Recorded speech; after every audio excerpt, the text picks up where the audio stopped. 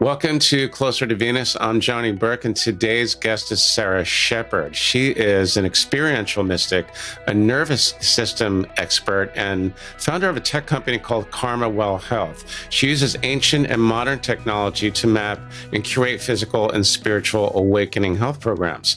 Today, we'll talk about Sarah's work as a gene keys guide, as well as an experiential healing process known as the Venus sequence. Sarah, welcome to the program. Thank you so much for having me. It's such an honor. Excellent. Lots of really, really cool stuff here. Gene Keys Guide, Venus sequence. Obviously, that's of interest to us. Got to love that. So let's start off with this. What is an experiential mystic? I love this as a question because it really challenges me to ask myself this question on a regular basis. And I feel like it's an evolution.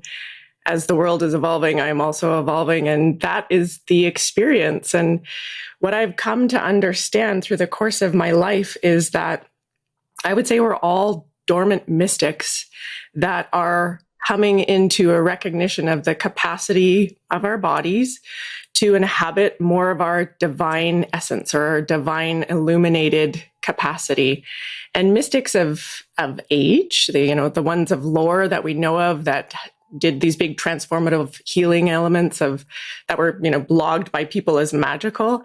Those actually happen, I think, more often than we recognize. And when I've had experiences where I would say, I was infused with a divine essence that was beyond my capacity for my mind to understand what was going on, I came out of those experiences very, very curious about the anatomy of what was going on in my body. And so because my background has so much to do with helping people physically, I went down the pathway of studying how do we repeat this? How do we create this opening for one another, and what's actually happening? And it's really not as complicated as we've come to believe it is. It's more of a slowing down and attending to what really makes a beautiful life. And then experiential mysticism happens. That happens probably more often than you realize it does.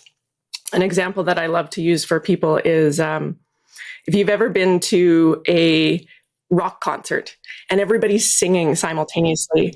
And then so our hearts kind of merge together and there's this opening and you feel this great collective unity that is so beyond you. And that becomes this that's what I show up for, is that feeling of plugging into the greatness of humanity coming together. So I curate and help people kind of understand that this is possible, but you don't need me to do it. It's happening all the time. And there's many opportunities all over the world. And so I feel like humanity is starting to move in that direction now.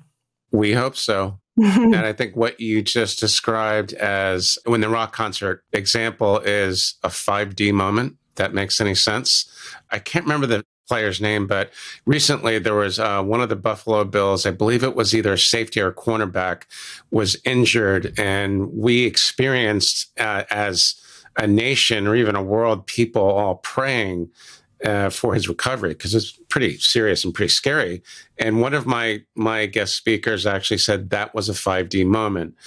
And I think also what you're talking about is that these things, the mysticism happens a lot more than we realize. I've also noticed that many of the mediums and intuitives that come onto the show, they tell me that it's not a gift. Everyone has it. It's a latent thing in all of us. It's just that that skill or that ability is a little bit closer to the surface, Or there's support for you in a way that you're able to help it land and make sense. And I think most of our culture is that's not possible. You can't do that.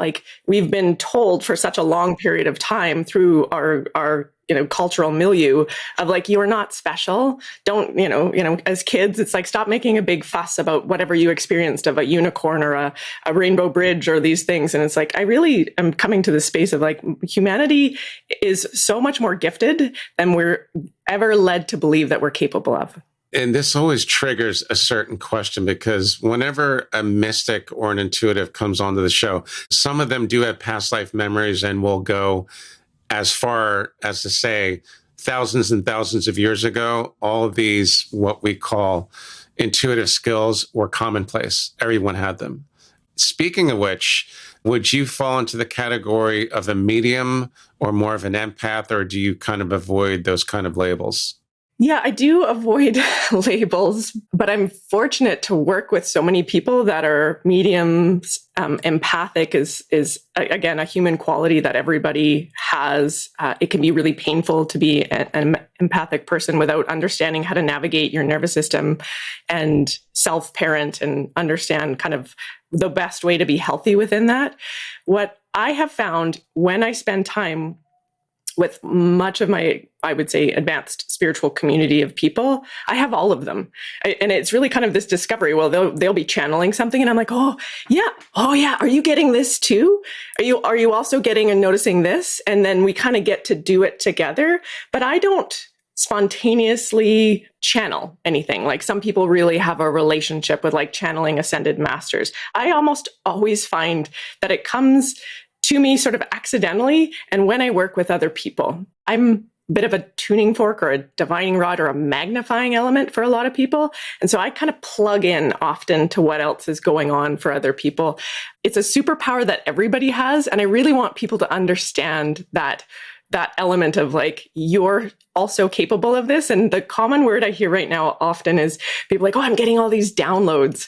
And it's this like trendy term, which a channel would say they're getting a download from consciousness. And what I find is like, we actually are getting downloads all the time, and they can be your imagination, where we've been told that, oh no, you're just making that up. It's like, sometimes we are being influenced by other elements of different consciousness and different dimensions. And that if you really get playful with that and you're really in a space of healthy frequency, then you can be in a really beautiful relationship with other layers of consciousness and be like the microphone for that and be the conscious communicator of the other side. The other side. Speaking of which, so I've got lots of questions here.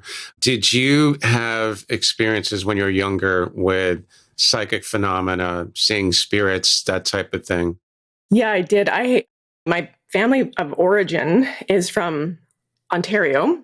I'm in Canada and I'm in British Columbia now in beautiful Vernon in the Okanagan. And when I was born, my father wanted to get me away from our Christian family, or they wanted to get me out of Ontario. There wasn't really a really clear plan, but I didn't grow up with any of the Christian upbringing that my family did. And it's kind of been this interesting thing because my grandfather, for example, he was known for creating spontaneous healing for people. And he was a minister and he's a big society member that I never got to meet. He passed before I was born. In my childhood, I settled in an area which is primarily a First Nations territory in British Columbia. And there's been a lot of racism and disrest in the area that I grew up in.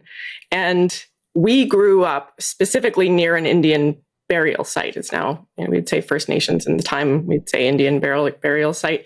And I would spend a lot of time, because I love old things, I would spend a lot of time in that area. And it felt to me like I could live in an imaginary land where I could go to different dimensions and I could go to different, I called them stories. Like it was like I would go into other people's stories at the time.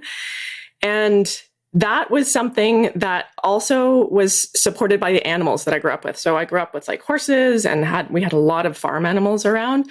And I would say that the animals really were that bridge that helped me kind of make sense of all of it. It was almost like they were a filtering element of all of what I was picking up on, and they created a field of safety. There's a electromagnetic field of a horse that their heart is massive, and because of their nature, they have this real grounding and supportive energy to them. Going into working with people and healing, it was always quite obvious to me because I spent so much time working with animals and massaging my animals and communicating with my animals when I was younger. But then it did, you go into your teen years and you're weird and nobody talks about these things. And then you want to fit in and you belong, so you bury it. And then in that time, there was a lot of drugs in the town that I grew up in. My family were partiers and heavy, and my dad anyway was heavy into it. And that's led me on this exploration with a lot of, hallucinogenics and a lot of other kind of drugs. But what I always found so disappointing about drugs, and now it's like not really in my life anymore, is because I could never get the same expansive experience as I could in sobriety, in connection, and in nature. And I always felt like I was chasing for a connection with that, with the chemistry of whatever had been kind of made and imbibed in. And it never came close to my experience of consciousness or God or any of these other elements. And I've worked with shamans, I've worked with a variety of other kind of influential compounds that are entheogenic. And for me, they don't even touch the level of experience that I have, with a tree. Really? Yeah. It's not the first time I've heard that about animals. And it sounds like what you're describing is that these animals are like energetic facilitators or connectors, because at the end of the day, it is all energy. And one of my speakers made a really good observation the other day, because she's teaching me about mediumship and all this really super, super cool stuff. And her comment was, we all need to basically unlearn what we've been taught. Yeah. So how did you become a Gene Keys guide? How did that happen? Yeah, like, all big epiphanies seem to come by accident when you're heading in one direction and then you get put onto another direction. I had been plotting out a book I was going to write about reincarnation, because I had this experience where it's always such an interesting challenge to try to describe these things when you go into a knowing field. The knowing field has so much information, and it's like you come into a knowing it. The analogy that they use in the Matrix of like downloading kung fu into you, or how to fly a helicopter, is very much like what it feels like to connect to the knowing field. And I had this experience where I recognized the zodiacal clock that we use for astrology is like this input-output way of traveling into the dimension that is Earth. And that within a soul's kind of, we'll call it, schooling here on Earth, there's a bunch of lessons, and they all have to do with this different zodiac. And so the theory for my book was that, it'd start at Aquarius and you circle all the way around to Capricorn, and every life would be a different element of the zodiac, but that would give you a different lesson, a different lens to look at the world through, and give you different challenges. And at the end of the book, you realize that it's actually the same character that has lived many different lives, and all of the people that are the other supporting characters are all the same souls, and you recognize that it's all one story in the end. And a friend of mine read to me my life's work, which is the gene key that is related to your sun sign. And we'll get into the kind of the mechanics of the gene keys in a second. But the story of my life's work was exactly that story. It was that you're this soul and you come in and out of this life experience, and that you're really here to remember all of your lives and take all of that learning and bring it into a revelation that you will experience in this life. And I just kind of dropped everything. It was like, okay, clearly I am meant to move in the direction of this teacher, Richard Rudd, who is the founder of the Gene Keys. Mm-hmm. Okay. Now, you had just mentioned past lives and reincarnation. Do you have past life memories of your own?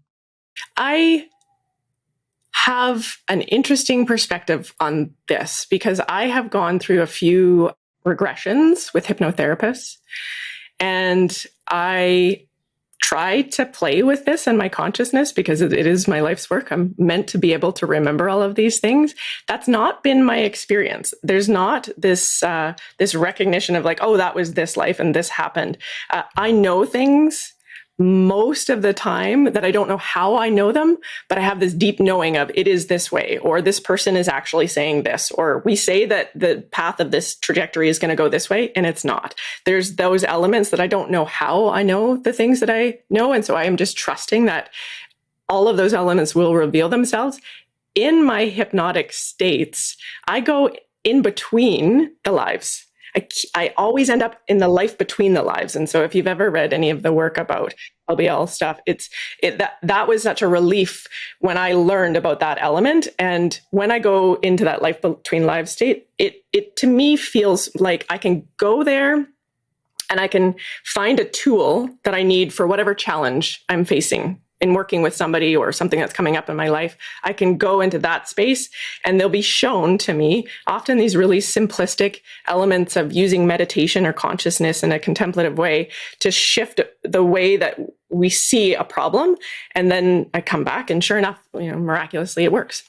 Now, the life between lives space, it's coming up more and more for the people that come onto the show. And it's pretty amazing because the even though the details will vary a little bit, the mechanics are almost identical. You go to this space, whether it's, you remember a past life, and often the sequence seems to be you go through your death and you go to the in-between space and you basically make, tell me if this sounds correct, you make soul agreements with your soul family, which you had alluded to just a few moments ago, because they're all the same cast. And I remember a couple of people basically saying it's like casting a play, casting a movie. It's a role. Do you find the same thing? Yeah. And I also feel like this is a really empowering tool to look at for your life, is that you're the one that is playing the role of your life. You're not a victim of the circumstances or the people or the elements that, feel unjust at times. When that happens, it's your job as the character of your life to decide how you would, in a heroic way that is meaningful to you, respond to it. And that's really the soul's work. And that we have more people that are in alliance with us than we realize. And what's bizarre about that is they're often the people that are hardest on us, the people that are the most triggering to us, like the closest relationships, the people that just drive you crazy. Those are the souls that are most devoted to your evolution. And when you can reframe that and start to look at like, how is this irritation that's driving my body crazy really an opportunity for me to evolve? What is the belief that I'm so fixed on that I see in this character that will help me evolve? And learning the gene keys was the reason that I gravitated so much to it was I felt like I had all of these balloons with ribbons attached to them of consciousness and all of these ways of working with people. And what Richard Rudd's done through the process of bringing forward this teaching, which is human design, is he's given a tool for us to really navigate a path to stay with those triggers, to stay with the contemplation of why am I feeling what I'm feeling in my body? And what is it that my body is teaching me? What I would say as to answer kind of that question of like, are we playing these roles for each other? We are. And that messaging that happens in our body where we're pissed off or we're turned on or we're inspired, that messaging system is like our soul speaking to us. Very, very good point. And again, these are the things that I've heard over and over and over again, where the details will vary, but the mechanics are all they're almost identical, which is really amazing. And did a great job, by the way, explaining that. So the Venus sequence, what is that? And how is that related to the human design, or is it basically the same thing? Yeah, let's approach this from, I'll just assume that your listeners have never heard of the Gene Keys, and I'll give kind of a general introduction to what it is.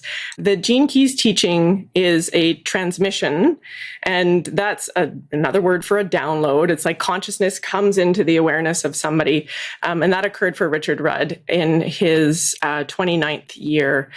This is the time that we have a Saturn return. And so planets are affecting us. And for many people, and this happened to me, and I didn't know what it was until quite a bit later in my life, many people will have some level of awakening experience related to Saturn, wherever Saturn shows up in their chart. This can be a breakdown or a break open. And in many cases, the other ones that happen are like in our 40s when we have these like midlife crises. This is all a part of this awakening process. And what Richard Rudd's background was he was able to go to university for many, many years and study super obscure, esoteric, religious studies. And so he had a really beautiful map of consciousness already in his mind when this download came for him. He had been working with the I Ching, which is it's like between 3,000 and 5,000 year old book of changes from China. And the I Ching maps out, similar to the zodiac, a calendar wheel that changes every 6 days, roughly, to a new archetypical teacher. And my grandmother was obsessed with I Ching, and I grew up with her throwing coins, and then my mom taught me how to throw coins. And it's this beautiful process of working with the oracle of the I Ching. When Richard Rudd met the founder of human design, it also had a transmission. His name is Ra Uru Hu, and his original name was Robert Krakauer. He's a Canadian man who was living in Ibiza and was basically a feral hermit camped out in the 80s, and had this awakening experience where this voice overtook his consciousness. There's so many cool stories of Ra's awakening experience, and he's a very dramatic person who's since passed. But in this story of his awakening experience, this voice yelled at him for a 8-day period that there was a map to our aura. And the aura is this electromagnetic crystalline energy field that each of us emits from our biovehicle, from our body. And this auric field is a moving mandala of light that is interacting with the planets through what's called the neutrino stream. And neutrinos are light. It's star light from our star, the sun, as well as all of the other stars of the galaxy. And when that light hits various planets, it takes an imprint of energy from each of the planets. And all of this is raining down on us all the time, and our auric field is reading it. And the other elements of the auric field that were mapped out in human design have to do with the dimensions of the Kabbalah, the astrology, like I mentioned. There's gates and channels that are like energetic conscious connectors within our auric field. And this is a really beautiful example of what happens when you meet somebody and you have chemistry and you really like that person, or you really dislike that person. Often these two auric fields are opening and closing these gates of consciousness that are related to the I Ching. It's also this biochemistry element of our wheels of energy, like our chakra system, as well as our auric field, are communicating with the energetic glandular system of our body, our endocrine system, as well as our electromagnetic nervous system. So we have this electrical nervous system that is receiving information from the auric field and responding to it. Richard Rudd put all of this together with his learning about the genome. The human genome has a code that is very similar, binary code that's very similar to they're called the codons, these elements of the 64 archetypes. And that those 64 archetypical teachers of the I Ching are opening and closing gates of consciousness, as well as turning on and off elements of our DNA. And that we have a lot more control over our expression of our DNA than we've ever been led to believe. When I went to grade 9 science, we learned cellular biology as like the nucleus was the brain of the cell.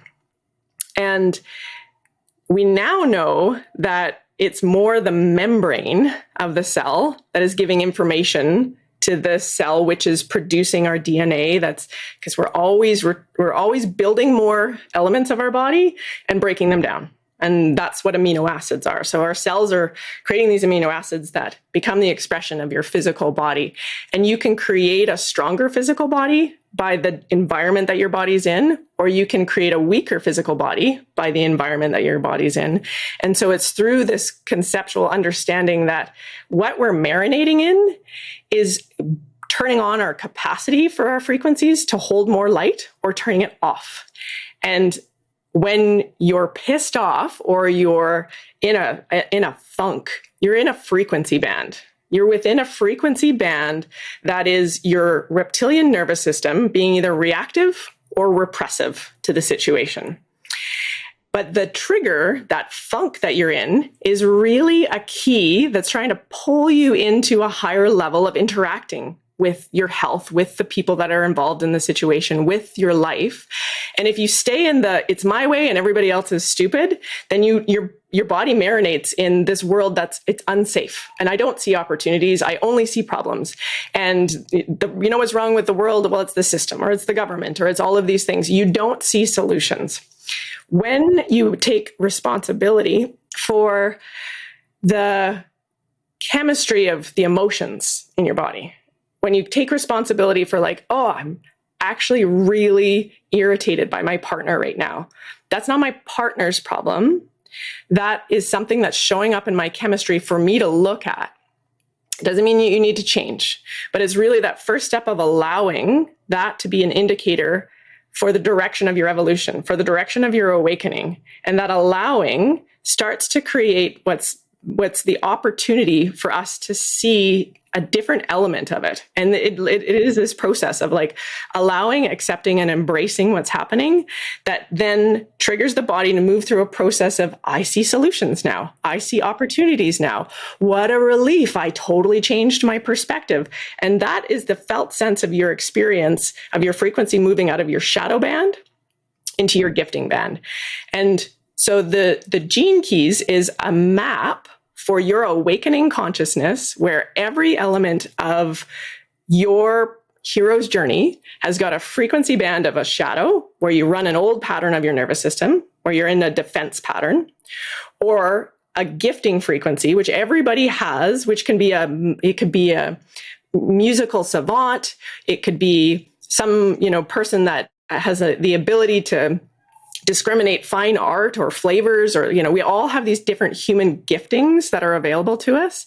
And the highest expression is called the acidic expression. The highest element of the frequency band is the consciousness that we would associate with our soul, with love, with bliss, with the elements of what we call divine. And the more we move to our gifting frequency, the more we do our shadow work and greet these patterns within us, the more your body resonates at a higher frequency, the more your DNA holds more light, the more capacity you have to embody these higher elements of these higher frequencies. And the more you ultimately claim your embodied health, your embodied expression, the more you resonate with the frequency that your soul is. And so it really allows your soul to drive the ship instead of your old patterns, instead of your shut down way. It seems to me that because there's so many components, it's pretty complicated. If someone were to inquire to work with you, do you have like an elevator pitch to describe what is human design, or what are the gene keys, and why someone would want to work with you? Yeah, that's a good one. The elevator pitch, I would say, is there's a path to living a beautiful and fulfilled life. And it looks like mapping your shadows out and working with what does that mean in real life. And when you do that over a period of time, it's not a quick solution. This is a way of living your life where you really get to be in a relationship with all of the people that are triggering you in a different way. Mm-hmm. It's the fastest path to a beautiful life. It's the fastest path to deep peace and deep fulfillment without chasing peace and fulfillment. So as opposed to doing, let's say, like a past life regression or working with a shaman, this would be, I wouldn't say more of a shortcut, but more of a direct route to get where you want to go.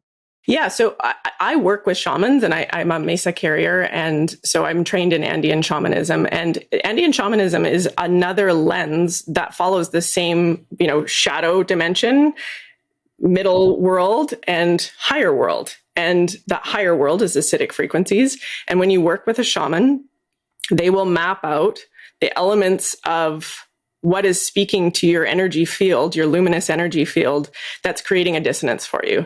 So the gene keys is like a printout that comes from your hero's journey of this life. It's related to where you're born and where you're imprinted within, like where on the planet you get this imprint from, and it's from the other planets. And so there's a map of how to awaken, which is your hologenetic profile. Wow. Okay. I believe there are five energy types. within the realm of human design. Can you tell us a little bit about that? And another question I had was, what kind of beings have you been in contact with? I believe you've had some contact with ascended masters, and maybe you can tell us a little bit about that also. Yeah. So the five energy types that kind of break people down into silos, which is, it's not my favorite path to take with working with people in this. But one of the things that I find is it really helps people in a simplistic way sort of understand their nature and claim their nature. I think I could answer your question earlier better with, what's your elevator pitch for the Gene Keys or human design? I would say it's how to fall in love with yourself. When we really start to recognize what we're not, and we let go of all of the things we're not, we stop chasing all of the things that we're not, or feeling like, oh, I'm not good enough because I'm not blank or whatever it is. And so the five energy types have a lot to do with the dynamics of masculine and feminine. There's a spectrum for the most yang to the most yin. And the five types are manifestors, manifesting generators, projectors, and reflectors. Reflectors are the most yin.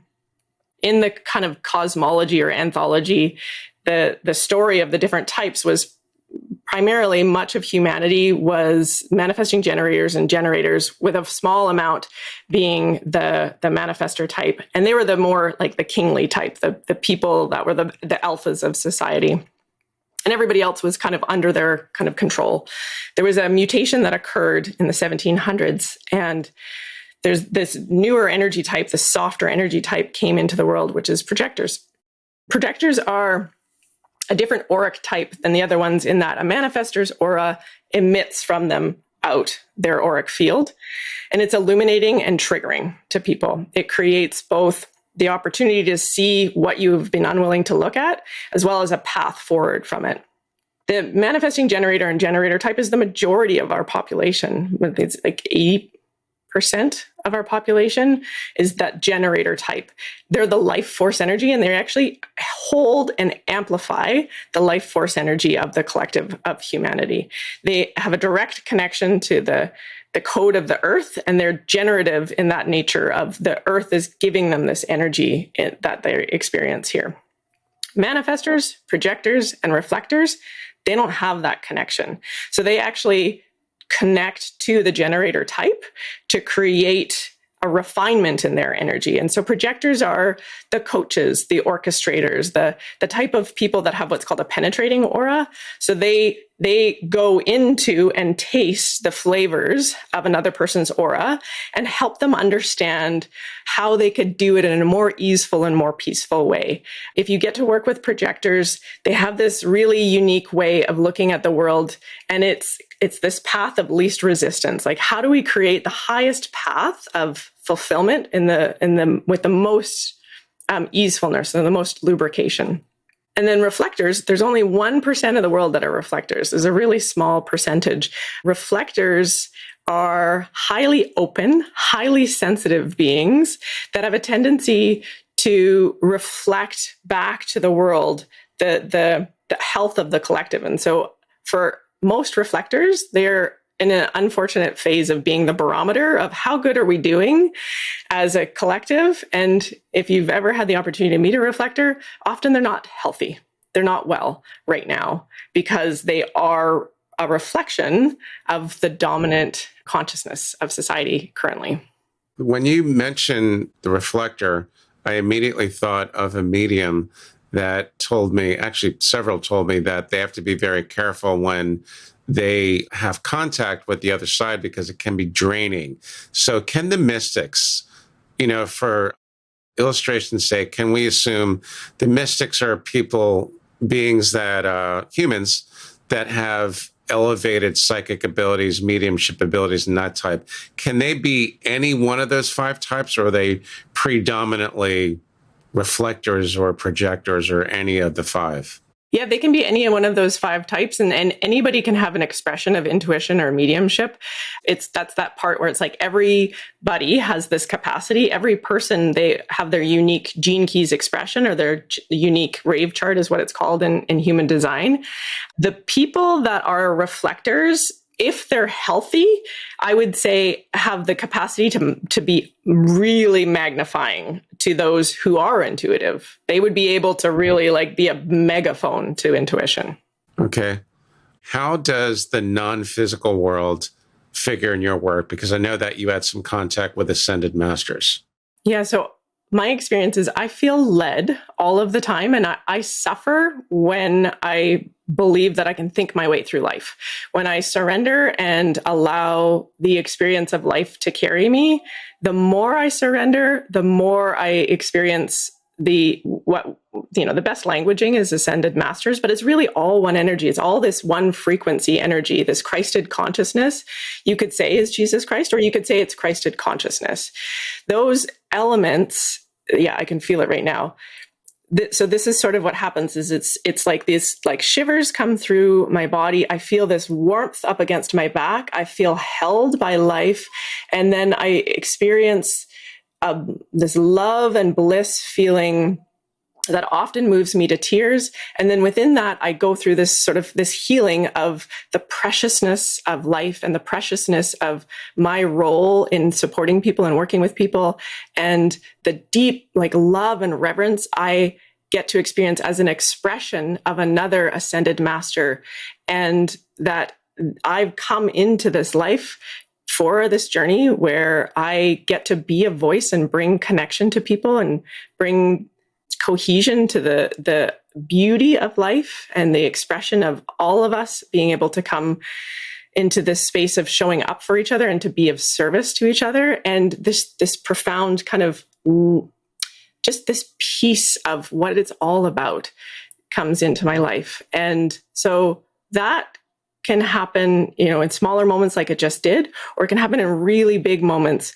And some of those bigger moments can be somewhat uncomfortable and unviolent in experience. Like, I did resonate with when Ra spoke about like this voice that yelled at him. It can feel like these energies at times are so stern and like aggressive in this way that you wouldn't think. You have the beautiful moment of this an amazing softness energy, or you can have these really stern masters that don't give a fuck about your feelings. They don't care. And there's a strong message that comes through. And those elements, it can feel really, really intense. And then other times there's just like, it'll feel like a tap on my shoulder and somebody whispers into my ear. And it's so clear that I'll turn and look and there won't be anybody there. And so it's just this like, this awareness of the veil is so close to us. It really is our own experience that is more focused on the illusion than the consciousness that's all around us. The veil is close to us. Again, this is something I hear a lot. In your opinion, in your experience, do you think the veil is getting thinner? I wonder about this because I have been finding that I can't drink alcohol or partake in like any sort of substances if I don't eat well and nourish my body in a way. It's like very clear that is not in resonance with where we're going. And I don't know how I know these things, but a lot of the people that I work with too, that's what they say, well, the veil is really thinning. And right now we've got a Sagittarius full moon coming out. And so there's amplification to our intuitive somatic body whenever the moon is full. So there's these waxing and waning phases of our cosmos that are affecting our auric field. And so is it continuously getting thinner? Do we have these kind of peaks and valleys? These elements of, like I said, the neutrino field reigning more of different planetary consciousness. It seems that way. And it seems like when I was younger, there was not a lot of conversation about humanity waking up. And yet now it's easy to find that anywhere. And there's, the younger generations my son is autistic and he's 8 and he loves talking about life after death. He asks me these questions all the time. So where is that coming from? Where is humanity turning up their own antenna, or is that the veil? Or is a little bit of both? It seems that a lot of people that I talk to on the show talk about ascension and moving out of one age. I believe it's the moving out of the Piscean age into the Aquarian age. And everyone is, anyone who's invested in that is trying to raise their vibe. And overall vibe of the planet. Absolutely. Absolutely. This is what my software company is I have a healing software company where practitioners can offer whatever it is that they do for healing, and people can gift it to one another. Because what I've observed is the gifter is the one that heals the fastest and the most. The person that is the giver or the server, they're the ones that ascend so much quicker than the people that are the seeker, that are trying to consume constantly, of like, oh, I got to get to the next thing. I've got to read the next book, and like all of these elements of healing. It's remarkable to me that the more we show up for each other and the more we generously give our life force to the world, the more our frequency ascends. That company of yours that's Karma Well Health, right? Yeah. Yeah. Okay. Wow, that sounds pretty amazing. Anything else that we should know on this topic? And I'm guessing that there might be a part 2 here, because there's a lot to cover. I would love it if there's a part 2. I think what I would say is there's a beautiful pathway to your awakening that you can find on genekeys.com. It's a map of your consciousness. It's like a snapshot of your light body. And it's broken down in these ways that it's really triggering to look at your shadows and kind of go like, well, I'm not that person. But when you start to stay with that, you also have these giftings and you also have this capacity for these superpowers. It's really a magical way to live your life. And it's been the most, for me as a person that has a lot of, empathic, challenging times in my life, this tool has really given me something that's bite-sizable to move through the world in a way that I have never felt so much peace and alignment as I do in this phase in my life. To be continued. Sarah, thanks for coming on to the show today. Excellent, excellent stuff. How can our listeners find you online? I have a website that is to work with me for coaching. It's goldenguidance.online. And you can also reach me through karmawellhealth.ca. Excellent. I will put that in the show notes and the transcript as well. You've been listening to Closer to Venus. I'm Johnny Burke. If you enjoyed today's episode, please consider subscribing. For more info, go to closertovenus.com. Thanks for tuning in, and we'll see you next time.